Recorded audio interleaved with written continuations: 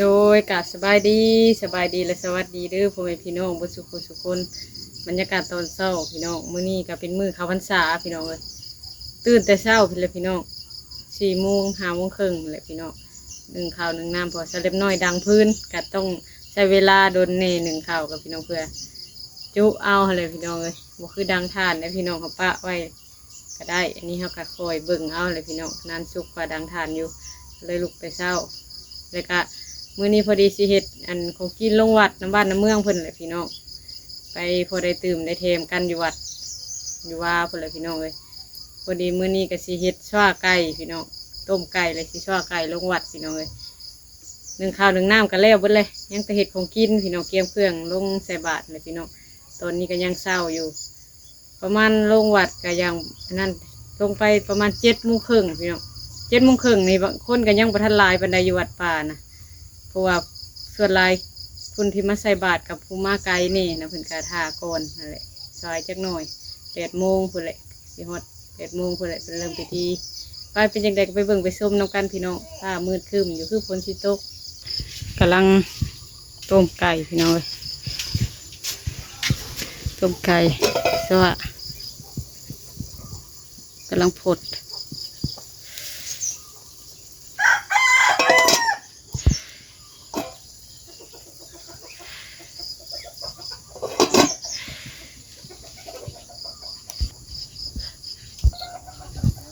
ควันกลุ่มๆอยู่ดังพื้นพี่น้องต้มไก่ลาดบ้านเฮานี่แหละพี่น้องเลยเห็ดซั่วไก่ลงวัดลงจังหันน้ำเพิ่นก็ได้ตื่มกันทางนี้กับไอเทวสบายดีเทวเอาควันไผ่อะไรตกมาขนมเกี๊ยมลงวัดพี่น้องศพเดียวแล้วก็ตื่มใส่กับข้าวต้มเนี่ยข้าวต้มยังอยู่ในเฮือนข้าวต้มที่ไปห่อว่านี่กับเพื่อนอยู่เฮือนบ่าวพามีเพื่อนแหละมีขนมนี่ก็ดอกไม้ในเฮือนเสล็มน้อยเองปลูกไว้ยังพันเกียมใส่พันใส่ยังดอกพี่น้องนี่เขาก็ใส่ติ๊บข้าวใส่เครื่องใส่บาตรเท่านี่เลยพี่น้องเลยเสล็มน้อยกับเห็ดกินพี่น้องลงมาฮอดวัดเลยเพราะว่าโบได้ถ่ายตอนเห็ดกินผ้านี่ถ้าไอเทลพ่อเพิ่นกะฮากะมาเลยลุงมาเอาไอเทลอยู่วัดพี่แล้วไปส่งอยู่โรงเรียนพี่น้องพ่อบ่มีผู้เอาถ้าบ่าวพามีกับลุงมานำกันประกคนเลยพี่น้องเลยแต่เล็บน้อยก็สว่าไก่ตัวหนึ่งเอาไปให้เพิ่นเตงเลยแต่บ่ทันได้เอาหม้ออันนั้นมือนี้คนหลายอยู่พี่น้องเลยคนหลายมือเขาปะนางเขาซาบ่าวพามีบ่าวโก้บ่าวเทน้องละตีบ่าวเก่งมานำกันพี่น้องในทางในเพิ่นแหละไอ้คือสงของฝ่ายที่พบสงเรานี่หรือสงอื่นๆในทั่วโลกในธรรมะกำลานเพิ่นในธรรมะกำลานกันลงมาตอนนี้นั่งเดียวกันคุณไหวทางนะเอาต่อไปเพื่อนจบนะเขาปะนางน้องละตีเพราะนี่มันสูงกว่าคนหลายพี่น้องมื้อนี้แม่นยังบ่ได้สูงสงอันว่าจากที่ทั้งสี่มาขบเบิดเลยพี่น้องคนกาจนว่าเต็มเบิดมื้อนี้คนหลายไปเอาอันหม้อของกินก่อนบัดนี้หรือจะบริหารทานกัสสาพุทธิวิหารนี่แหละฝนบ่ตกให้แต่ฝนบ่ตกสงอันมาจากที่ทั้งสี่นี่ผลหลายกว่าสังฆทานเชื่อเด้อแมวกำลังแต่งของกินคนหลายเลยเนาะมื้อนี้เนาะแล้วอันนั้นน่ะหม้อหั่นน่ะเบี้ยหม้อหั่นน่ะแล้วหม้อแล้วมันจะวางเทียนธรรมดาเนาะโดยกำลังแต่งของกินพี่น้องคนหลายเลยมื้อนี้โมทนานำเข้าโคเทียมได้มาถวายเทียนจำพรรษาผมทางด้วยโอติได้เป็นทางธรรมแต่นั่งเรื่องพิเศษนะเดียวกันสาธุขอพระคุณต่อคุณที่ทำดีเนี่ยใจได้เลยขอให้ทุกคนมาปรารถนาที่ทุกมาสุขในโลกในโลกเราบนด้วยหนึ่งกันมาบนด้วยหนึ่งกันมาทุกตัวท้ายผู้ใดเพิ่นเข้าไปเวียกเพิ่นก็ใส่ก่อนพี่น้องให้เกือบนี่มันจะที่แอนแก่ ขออนุโมทนาครอบครัวพ่อแม่ไม่เอาของเนาะในถวายดอกไม้เบื้องต้นเลย ตักแล้วแหละพี่น้องออกมาเนาะป้าคนมาหลายเลยค่ะแต่ฝนบ่ตกแล้วนี่แหละพี่น้องเอ้ยคันแม่นได้ขึ้นกุฏิหลังใหม่นี่ก็กว้างขวางอยู่พี่น้องแต่ยังบ่ทันแล้วอยู่พี่น้องเอ้ยจังใดก็สวยสู้กันเด้อพี่น้องเด้อผู้คนแขกคนหลายสมควรอยู่พี่น้องเด้คนมาหลายเติบจักว่างานออกพรรษานี่ก็กสิคือเพิ่นว่าระยะทางมึงคือว่าได้อยู่ดอก4-5 ล้านคันงานแบบนี้หั่นนะพี่น้องแขกคนมาหลายนะนี่เผื่อขโมยเขาทานก็ได้4-5 ล้านสิได้เป็นงานเอาก็เลยซ่านี่พี่น้องเฮิงๆมามีงานเทื่อนึงมีบุญกฐินบุญผ้าป่ายามแลงพุ่นแหละพี่น้องได้สิหลายๆนี่ยามนี้ก็เฮิงๆเทื่อนึงเข้าพรรษาออกพรรษาบุญห่อข้าวบุญอันนั้นพุ่นแหละพี่น้องเอ้ยเข้าไปทางในก่อนคนหลายนี่พี่น้องจนได้ปูโตออกมาพี่ได้ปูเพิ่นมานำลังเพิ่นก็ถือผ้าตังมาปูพร้อมครอบครัวเพิ่นถือผ้าตังถืออันนั้นมาปูเอาพี่น้องบ่มีบ่นั่งก็ล้นออกมาเป็นข่าวพรรษาแล้วพากันมีการเปิดเทศย่อคันข้าวเท่าอันไห้พรแล้วเดี๋ยวพี่น้องก็ถือว่าเปิดนั่งให้ทำมาว้าวให้ทำมาออกต้นยันโยมอยู่อีกอันนึงนอกคือแต่ยังประทันใส่บาตรพี่น้องที่พวกเราทั้งหลายที่เป็นชาวพุทธคือขนบธรรมเนียมประเพณีมาแต่บรรพบุรุษมาแต่พุ่นแหละคนหลายตัวเข้าพักกัน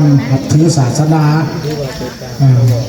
แต่ปัจจุบันเนี่ยธรรมะเบิ่งแล้วก็ถือพอครึ่งๆนี่แหละเนาะเป็นยังไงจะว่าเป็นสุดาท่านธรรมะมานั่งเบิ่งอยู่นี่นั่งเบิ่งอยู่ในวัดนี่แหละไม่ออกเราบ่มาวัดบ่มาเห็นนะมาไหว้ต้นกระบอกแมวต้นกระบอกเป็นอะไรได้หลังผักเลยหลังหอนี่แหละผมมาไหว้พระผมมาไหว้นะมาไหว้ต้นกระบอกจุดถูกจุดเทียมไหว้แล้วก็ไปมาแล้วก็มาไหว้แล้วก็ไปเอาแล้วไม่ออกถ้าเขามาไหว้พี่มาไหว้พี่ทั้งนั้นหรือมาคอเล่หรือจะได้มาจับเขาเลยเนาะความจริงเขาเป็นทรัพย์ผุดสมควรเนาะมาไหว้มากราบมาไหว้พระกราบพุทธรูปนี่คือตัวแทนขององค์สมเด็จพระสัมมาสัมพุทธเจ้า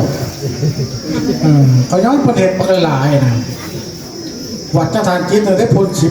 มีดูทุกหม่องพระนี่ก็ว่าเช็ดอยู่แล้วเช็ดองค์หนึ่งพระหนักโป๊กอย่างใหญ่ๆก็จะหน่อยไม่ขึ้นก่อนเช็ดมายุแต่ส่วนใหญ่เขาพักกันบ่ายต้นกระบอกเลยโอ้ยตัวเด็กโยมเลยเขาเป็นเศร้าผลเมฆขาวอีกองค์หนึ่งเป็นมาสมควรจะศึกษาหลักเรียนหูอะไรเป็นธรรมและเป็นวินัยจังหวัดเราปัจจุบันใจกุ้มดินจัดสรรตามใจพี่น้องวัสดุกุ้มดินจัดสรรตามใจเด้อนี่สอนคาสร้างมันนั่นแหละเนาะอันนี้คุ้มมิตาโซเป็นต้นใจเนาะใช่เอามาเบิ่งดูสวยๆงามนะจิตใจศรัทธาการสั่งโมรณะช่วยแม่ตู้วีซื้อให้เลยทั้งในการตกแต่งให้เนาะคันมีราคาเลยเล็กละน้อยชินเพิ่นเนาะนี่นี่หนุ่มเบิดชุดได้มื้อนี้มาเบิดทีมงานเฮามื้อนี้พี่น้องนี่ทั้งนี้จ้ะแต่เช้าได้นี่เป็นมาตุ่มลุมกันอยู่กันบ่าวพามีป้าทางนี้พี่ปู่บ่าวสาวพี่น้องเอ้ยปู่บ่าวสาวทางนี้ปู่น้องหมกน้องพลน้องนี่อยู่วัดพี่น้องทางนั้นก็เกษาไอสมบัติเขาไม่ธรรมะทางนั้นมาคบกันพี่น้องเลยทางนั้นหมู่ใส่เล็มน้อยกับเมียเพิ่นกับพากันมาเบิด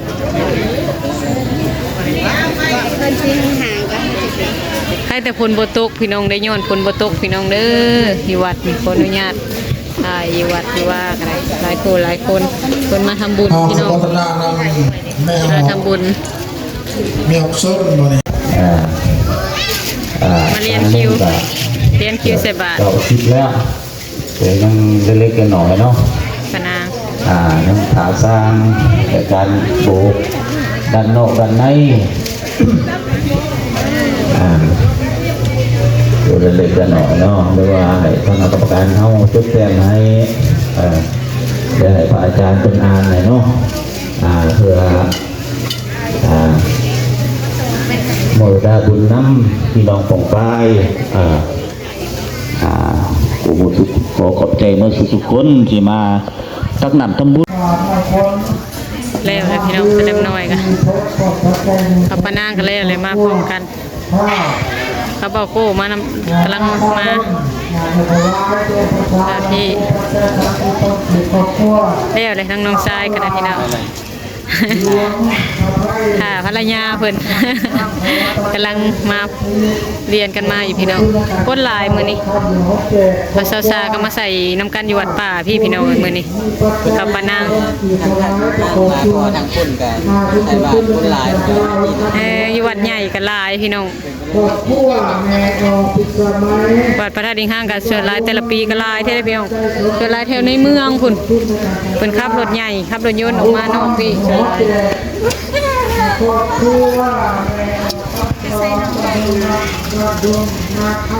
ทุกคนก็หลั่งไหลมาลายอยู่พี่น้อง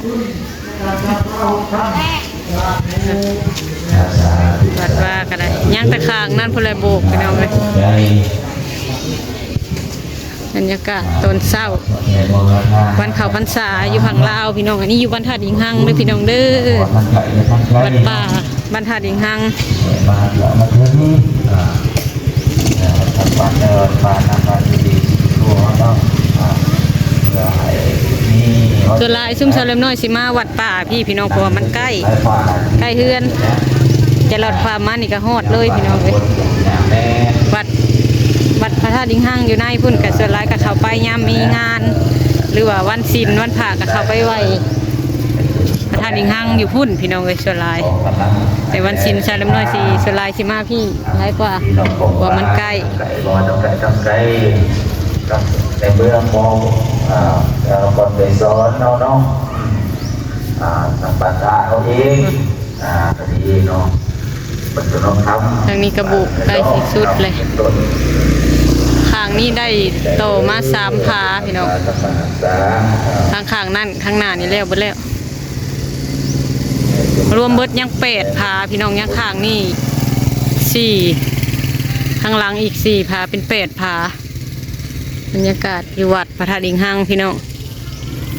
ต้นเศร้าผู้ใดมีเวียกมีงานกับเพิ่นใส่บาตรและเพิ่นกับมือไปเวียกไปการเพิ่นพี่น้องตามโครงจากโครงงานส่วนหลายบางเถื่อบางโครงงานกับบริยุทธ์ได้พี่น้องก็พักให้ไป2 ชั่วโมงมาตักบาตรบางโครงงานกับพักเบิดมือผู้ไปเวียกไปการกะไปคือเก่าพี่น้องเลยเอาขโมยตานะขอบคุณองค์เดียวตัวบาทาที่ห้างจะถวายปัจจัยเป็นแสนทีมันจะมีรถเนาะโอ้คือที่เขาได้ยกตู้เขาได้ยกตู้ไฟเขาได้ยกเราได้มีแสนทีมาติดต่อตู้ครอบครัวของตัวเรื่องวัดกันทำให้ดีเดี๋ยวโลกมันดี